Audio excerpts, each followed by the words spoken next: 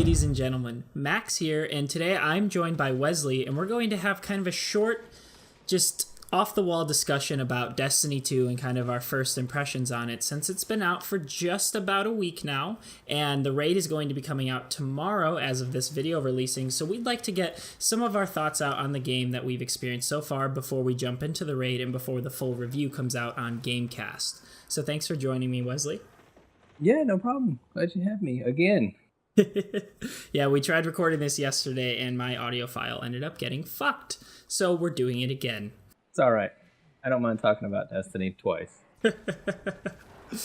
So one of the biggest anticipated parts of Destiny 2 was its story, because as we know, the first game didn't really have much of a story. You know, even some of the story that was there was pretty lackluster. You know, you have those memes like, I don't even have time to explain when I don't even have time to explain, and all that sort of stuff. So obviously we wanted a good story out of Destiny 2. Now, going into it, I wasn't expecting a whole lot. The first mission that we were able to play in the beta was pretty cool. That kind of had me hooked, but I really was kind of expecting them to drop the ball. But I can safely say after finishing it that I am very impressed by the story.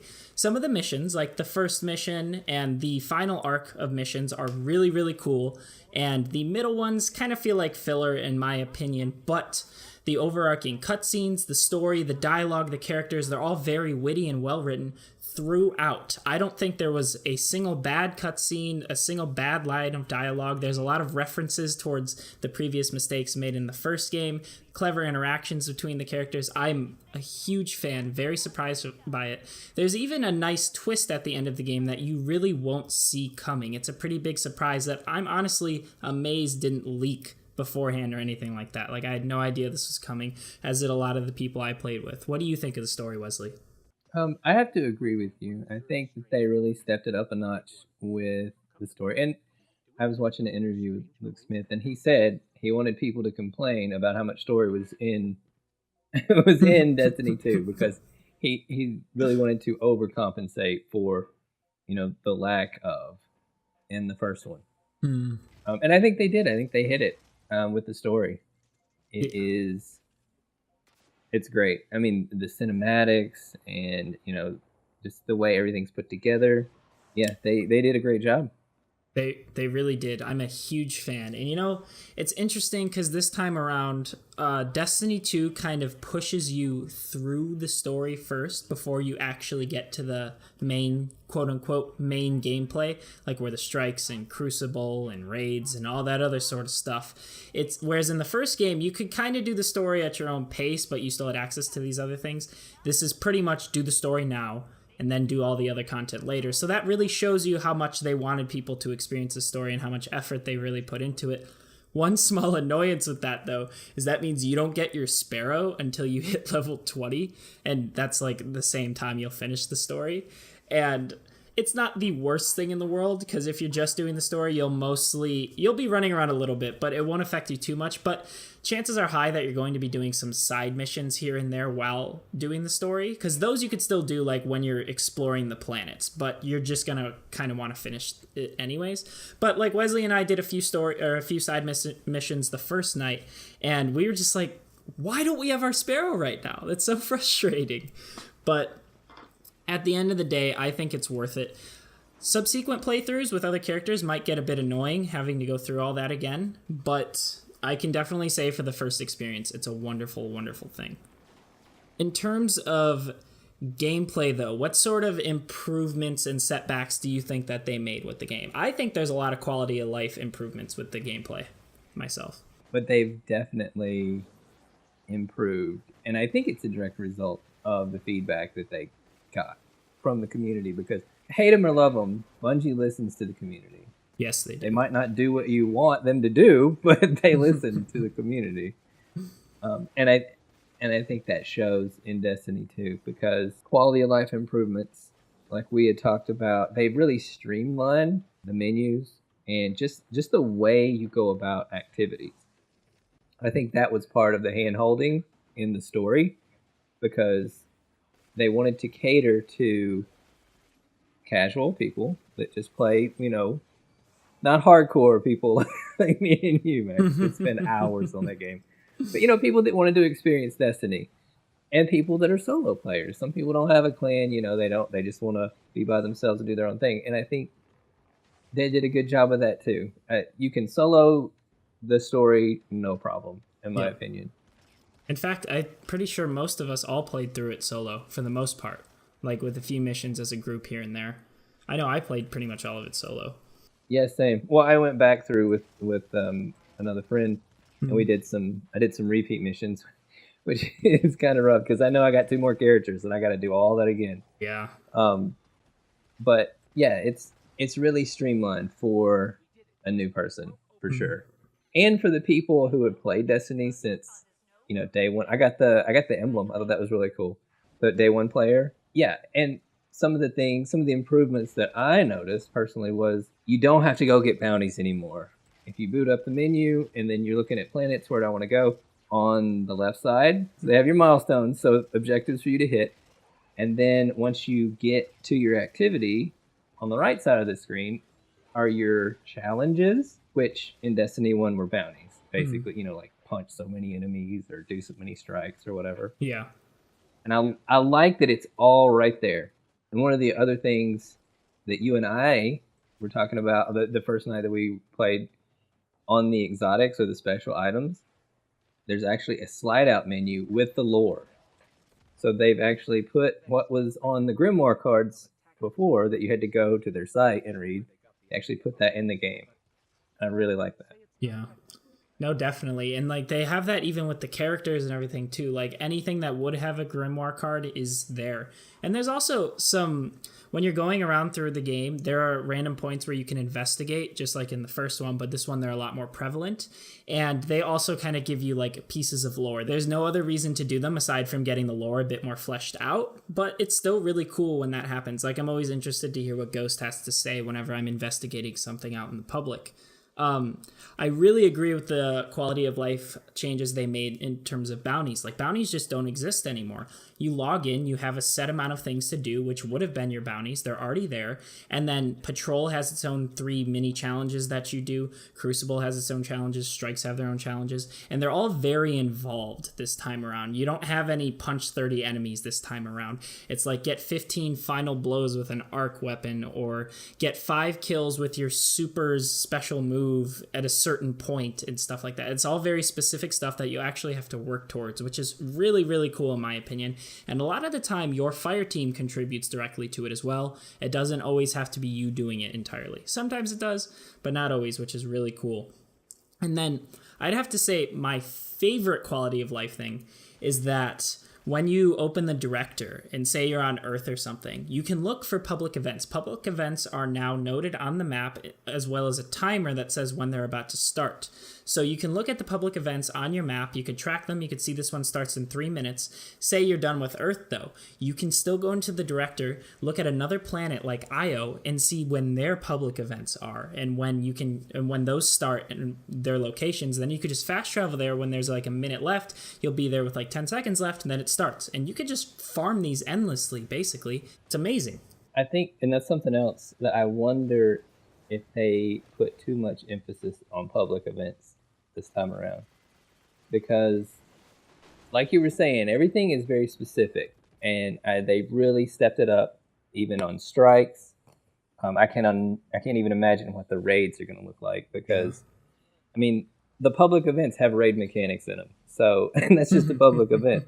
But we did some strikes, that was part of our milestones, and I mean they took 20-30 minutes. It was very involved. It was no more hopping on your Sparrow, shoot to the end, hide behind a crate, and shoot the boss. I mean, there were sections, there were things you had to do in each section of the map as you progressed, and then the boss fight, the one specifically on Nessus, where the boss, you were actually on stage with the boss, fighting the boss. I mean, it wasn't, he's up there, you're back here. No, you were right there with him. Yeah. It's very exciting. I mean, they, like I said, they really cranked it up. Yeah, no, out of all the strikes that I've played, I think I've played all of them. If not, there's definitely one more, because I doubt there's 6 strikes in the game. Because we're playing on the Xbox version. We don't have the PlayStation exclusive stuff. But each end boss has its own, like, mechanics. It's never, like Wesley was saying, it's never just a boss that you sit behind a crate and shoot at. Each one has things that are constantly changing that you constantly have to adapt to, as well as of course, it's ads that get thrown in, you know, like dreg soldiers and everything getting thrown at you during it. So you're constantly having to move around and do things, which is really great in my opinion. It's not, whereas beforehand in the first game, strike farming was like the farming that everyone did. This time around, you could still farm them, but it's going to take much longer, and you can't just like sit back and kind of mindlessly play through it. Every single time you do a strike, you really kind of have to focus and get shit done, which is really cool in my opinion. But like we were saying, that kind of mindless farming has been transitioned over into public events, which I guess, while I agree there's a bit of an overemphasis on it, I think that the farming does better suit public events, because public events are kind of just quick things you go around. They're not like the most fun things in the world, but they're easy to grind, so it makes sense that farming is specific with that, whereas strikes are 15 to 20 minute experiences, like you were saying, that shouldn't necessarily be something you just grind mindlessly. That should be something that's always more involved, whereas in the first game that was kind of an issue. Yeah, it was. That's what you played the strike playlist for, was to get engrams. And that's something else, the materials, they have really improved on. So you have 2, I guess, items per planet that you can, resources that you can gather, is the coins from the activities in the chest, in which everything drops a chest now. It's great. I love it. It's like everything does. Borderlands style. Yes, everything has a crate. And it's opening that loot crate, man. That's the carrot on the stick. We were talking about that with Fortnite, but that's what Destiny does well. Yeah. Is you want to see that crate drop, and you want to see all that stuff pop out of it when you open it. So, but yeah, going back to the materials, there's no more spending hours picking spin metal. There, none of that. Each planet has their own specific material. Those get turned in to the steward of that planet for rep. Yep. And the coins get turned in for rep, and all that rep goes towards a legendary engram whenever you fill up your rep bar. So it gives you something to work towards. Yep. And it's not like super hard to get either. Like, you can farm these things pretty well. And that's what's interesting. Like, every single NPC pretty much has their own rep level now. Anyone you interact with, you'll be able to turn something into them to boost the rep level and get a legendary engram. And there are times where these things stack. Like, for example, I've gotten a bunch of EDZ tokens on the European Dead Zone, which is like Earth, the first zone. I got a bunch of tokens by just doing public events and doing things on the planet. And then by opening those chests we were talking about earlier, I got a bunch of weapons that I don't need. So I dismantled those weapons, I get weapon parts. So now that I have all these tokens and weapon parts, I go to the, what is it called? The NPC on the EDZ. I go turn in the tokens. I get a legendary engram there. And then I have so many weapon parts that I can now go back to the social area, turn in these weapon parts at the weaponsmith, and then also get another legendary engram. There's a lot of stuff like that. They kind of blend together. And if you're smart about it and plan ahead, you can make it so you can stack 3 or 4 legendary engrams that you'll have next time you leave the planet and go back to the social area. It's amazing. They made it really, really easy and quick to do. And there's a huge variety of different ways to go about them. So anyone that plays any type of game mode can get these legendary engrams. They cater to the solo players, cater to the multiple players, PvE, PvP, all of it. It's really, really great. Agreed. And the pay to win grams that everyone was all up in arms about, in my opinion, not even an issue. I don't know if Bungie balanced that out, by adding the same items readily accessible in the game. I just got showered with those things whenever I started. As you play through the story, you go to Tess and she gives you all the stuff that you can buy from, with real money, but she gives it to you. So I had a ton of stuff, mods, and most of it is cosmetic, and the mods are not game changers at all. Yeah, that pay to win was that was over dramatic. To be fair, that was before the game officially came out. That was revealed like through streamers and everyone who got the game early to like review on that Monday and Tuesday. But once we all kind of got our hands on the game, that was kind of dismissed because Basically, how it works is you can buy silver just like in the first game with money, and then you spend that silver on bright engrams. Well, guess what? Once you hit the level cap of 20, every single time you level up, you get a bright engram. I've gotten like 5 or 6 of them right now, and I have never spent a dime on the game, and I'm getting these bright engrams every single time. There's really no point to having the pay to win issues. It's not really an issue. It's just not. No, I would agree. The only thing that really, I guess, would rope me in is those exotic speeders. Those things are awesome. I haven't seen these yet, but I agree. I'm sure I would agree. I'm sure they're pretty awesome. An exotic speeder sounds great. Now, the one microtransaction thing that does kind of bother me, it's not the worst thing in the world, but shaders are now consumable. Right. It's weird. It's hard to be too mad at it because you get a bunch of shaders. You have so many of them. But at the same time, I'm not using them at all because I know the gear I'm using right now, it's all going to be switched out because I still have a bit to go before I hit the power level cap. So I'm just not using them at all because I'm switching out armor and weapons like every time I do a mission. So there's no point in using the shaders, whereas beforehand I could still throw the shaders on these temporary items because I knew I would get it back once I got rid of it. It's just... Again, it's not the worst thing in the world, but it's kind of like, why? That's really not necessary. Another thing to add to that, and I didn't know this, my friend that I play with actually told me, he said, man, I have a lot of, whatever it's, silver dust.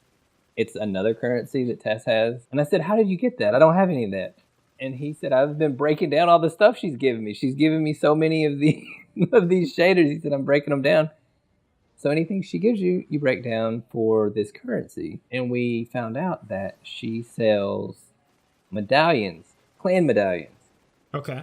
Clan medallions give you a buff to your XP, glimmer, and loot drops if you're in a clan and you have a clan medallion activated.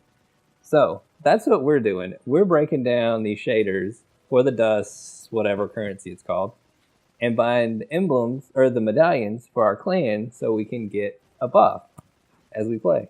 And it's all in game. It's not pay to win. I mean, it's not. None of us have spent any money on this. It's just a mechanic in the game. That's awesome. I'm gonna have to jump on that with you guys.